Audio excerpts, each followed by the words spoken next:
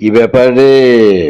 এরকম নিরিবিলি শুনশান জায়গা, গাছের নিচে আমাকে নিয়ে এলি কেন? এটা কি পড়াশোনা করার জায়গা?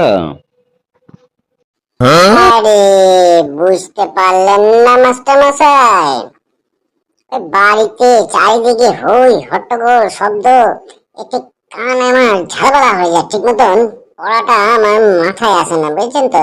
তাই এই নিরিবিলি জায়গায় কি সুন্দর, কোনো দিকে শব্দ নাই, এইখানে পড়াশোনাটা করলে আমার বেশ মনোযোগ বুঝবে, বুঝেছেন? সে বড় বড় মুনিরাই তো এই কথা বলেছেন।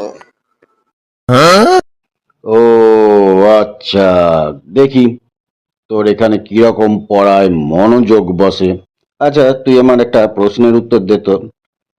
একটা সাদা গরু কখন রঙিন হয়ে যায় বলতো? ওরে বাবা, এটা কঠিন প্রশ্ন। সাদা গরু রঙিন হয়ে যায় কখন? গরুর আবার রং পাল্টায় তো জানতাম না। আহ, দেখি একটু চিন্তা ভাবনা করে। আহ, না না মাস্টার মশাই, আমি এটা ঠিক বলতে পারবো না।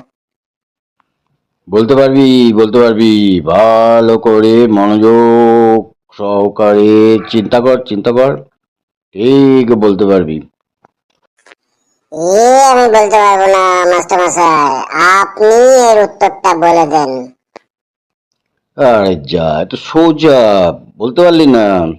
আরে একটা গরুকে দোলের দিন মানে হোলি খেলার দিন বাইরে ছেড়ে দিবি। এবার সেই গরুটা যখন বাড়িতে ফিরে আসবে দেখবি রঙিন হয়ে চলে এসছে। বুঝতে পেরেছিস? ওরে বাবা, এ কি উত্তর!